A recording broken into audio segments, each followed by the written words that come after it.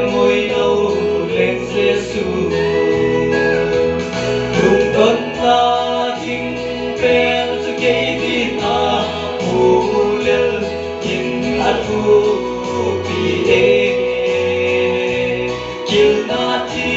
hin cây tin a na nghe se o ka se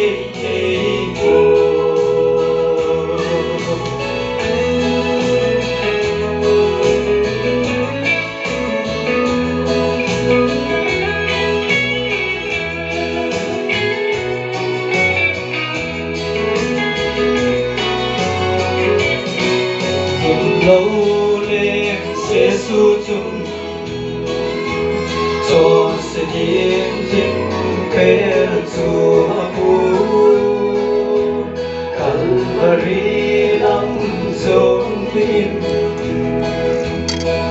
hai sông bên bắc hà lùng đón na tin bên Chúa cây tin Phu lên in atu Kita tihen kay din anang yese o kasi mo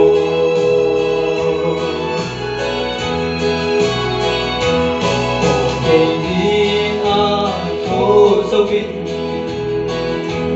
Calvary thang kim bel sunga ka cho se so se ai thật tai lên Giêsu lung đón ta những phen cho cây tin Phu lên in a thu